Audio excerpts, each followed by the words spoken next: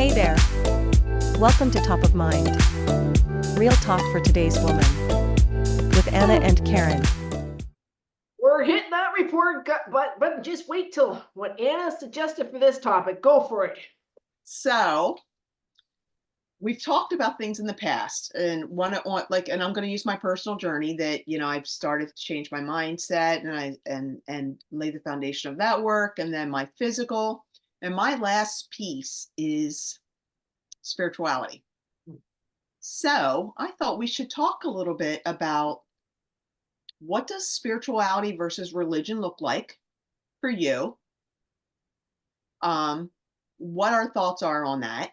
And listen, you freaking threw the grenade with the hate one last time. So I'm going to throw a grenade, and we're going to talk about religion versus spirituality, because again, this is something I've struggled with. Please, all emails to Anna this time. I'm here. I'm ready for it.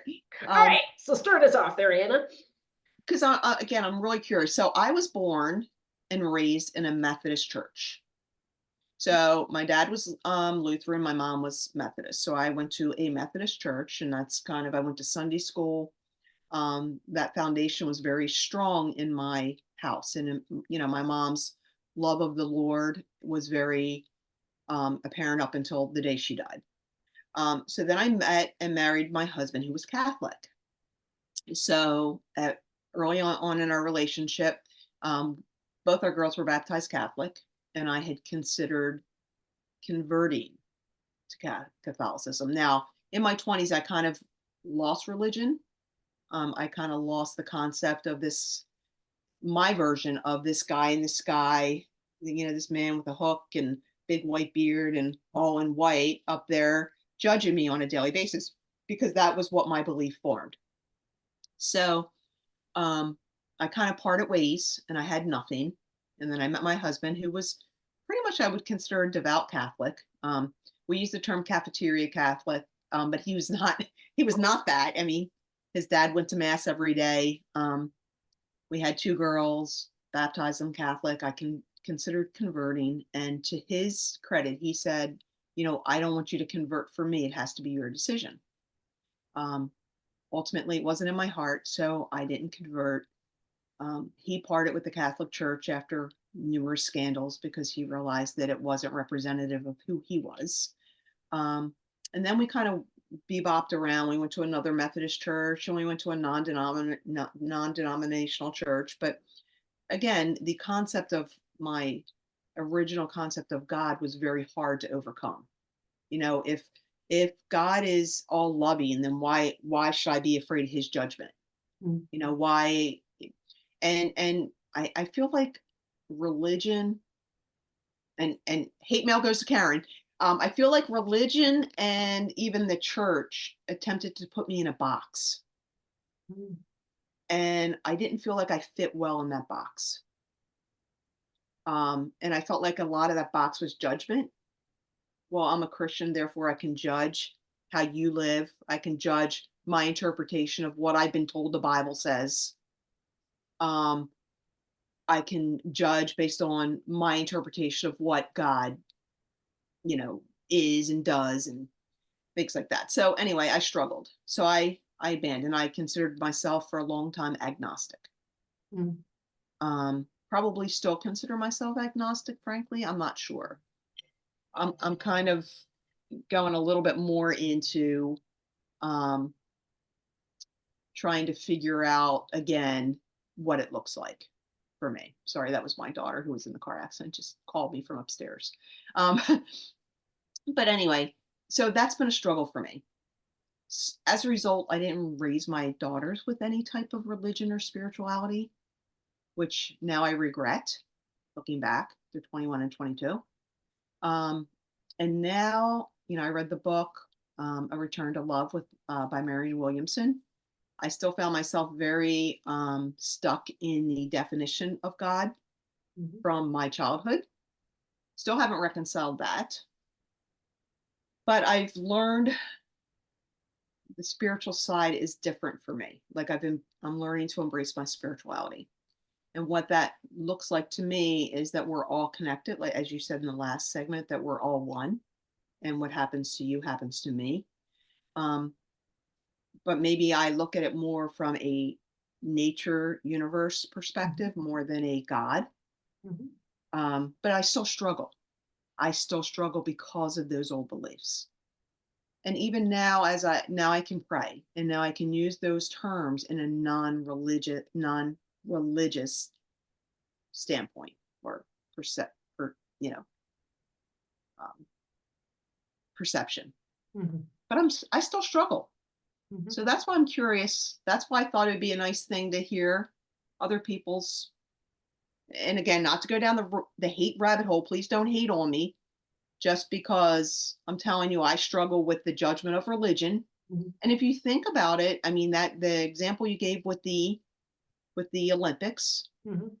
was from their perception, or the Christian perception of what that was.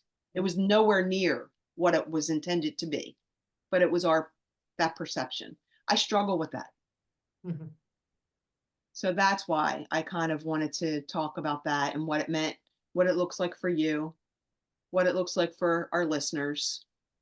How have, people reconciled those things? Is there someone else like me? I mean, I know there is, because in my book group, when we were reading this, there were other people that were very kind of like-minded with me. Mhm. Um, but I still struggle. And I don't know if it's part of the old belief as I'm incorporating what I really in my heart believe now. Right. So I'm just curious, what's your thoughts? Wow, big question. I grew up United Protestant and in a fairly religious house. My father was Catholic, French Catholic, and so he would listen to Robert Schuller on Sundays. Oh, yep, I know him. So, I got used to the televangelists. When I got into my teens and that, I believed that there was no God around. I didn't like the God. I had a history of sexual abuse, so of course I was very angry and upset that God would let this happen. But we did have secondhand bookstores, and it was the first time I found Buddhism, for example, and Hmm. I found a book on Buddhism and read about it. If there'd been a book about Muslim, I probably would have read it. But back then, that was about some Taoism, I Ching. I'm not sure if I'm saying it right, but I started looking at all of the other more Eastern influences, Hmm. and studying them. It was something that I could grasp that seemed to make sense to me in a way that this idea of what had been presented to me as I understood a God up there and that, where the Eastern philosophies were more about people, earth, within, um, spirit beings or more spiritually enlightened people. And I think that that's what I grasped very much. Um, so what happened was, is as a young person, I went into AA, Alcoholics Anonymous, and they say that a God is you understand. Hmm. And so I didn't have to be, back then, if you said God, I was like, like, oh my God, I saw the white guy, passing judgment. And as a gay person, it was very, like we were told we're sinners, we're no good, this type of stuff. So even though I was part of the United Church that accepted gay people, the people don't know the United Church almost went bankrupt when they made that decision Wow. to accept gay people and to be okay with the marriages and that in clergy. So many people withdrew their money. So anyway, I struggled with that and I looked for spirituality. And when I say that, like I actually started my own women's spirituality group. And so we go out in the woods and we get naked. Sometimes, we do whatever felt right. I remember one time we wrapped ourselves in yarn and it was symbolic for somebody that needed to heal and cut. There Hmm. were other times we rolled around naked and put our body prints on paper. Like, we made Make it. we did all sorts of stuff, but you know, but I was in my early 20s. I mean, we talked I about this love you. earlier, I I was do. about 21, 22. I was just looking to connect with Hmm. something that was bigger than myself and Yep. not knowing how. So we tried this way. I did the study groups. Marianne Williamson, one of the big study groups, is for hers is Course in Miracles. She spent years studying that. Hmm. Which was interesting, written by I believe she's a Jewish woman, who's supposed to, what do you call that? Seance. Well, yeah, like where Um, where you uh, download yeah, what. Yeah. from Jesus himself, so Yeah. a whole What is that industry. called? But you know, the whole concept of this being more likely a thought, you know, getting away from the father, meaning ourselves and stuff like that, Mhm. and you know, being a thought energy universe, things like that, that kind of appealed to me. So I started studying all sorts of different aspects. You know, I often hear people say I'm a recovering Catholic, things like that. Um, for me, once if you ask me to define what I understand of a God, a higher being, a universe, or whatever, I can't. It falters. Mhm. It's Me not, too. it's Me not a logical thing for me. Yeah. But if you ask me today, I have a substantial connection with something that's outside of me, bigger than me. I see a rhythm in this universe. There, Mhm. you know, my first sponsor said, there is no such thing as coincidence. I want you to start to look at everything and see it as design instead of a coincidence. And all of a sudden, I started looking what I used to label coincidences. There were just too many. Like Mhm. it's it's freaking weird. You and I, it's the way people meet. You talk about it all the time. When you start to look at that, Mhm. it ended up being too many. My mind actually went, oh my God, there can't be this many coincidences. Like there has to be a divine force, something that's integrating all this type of stuff, you know? Mhm. I heard of many, we all have stories of a guy who was illiterate, decides he picks up the TV guide, decides that he's gonna become a writer. He's a phonetic speller and can't fucking write. Oops, there's so much of this we're gonna have to block. No, we don't. Come on. And then and then he goes off and you know he writes just they say write for what you know and he only knows crime, so he writes an episode for Ironside phonetically. He still doesn't know how to get there. Guess what? He happens to be in this meeting, meets this woman and says, by the way, I'm the secretary to the producer of Ironside. Give me your manuscript, I'll make it into English and give it to them. Next thing you know, he's writing for the next 10 years for Ironside. Like that doesn't just happen, Right. you Yep. know. And that was one of the first stories I heard, and I've experienced that in my life. Mhm. So, you know, as long as I don't have to articulate it, and I don't, for me, I get down on my Mm. knees and I pray. There's two Mm. reasons why I do that. Because I have an ego, and my ego needs to know that I think there's something bigger than me, and I say it aloud again because I'm listening, Mhm. you know? And it's kind of like it's a feeling. Today, I know that no matter what, I'm not alone. I'm always taken care of.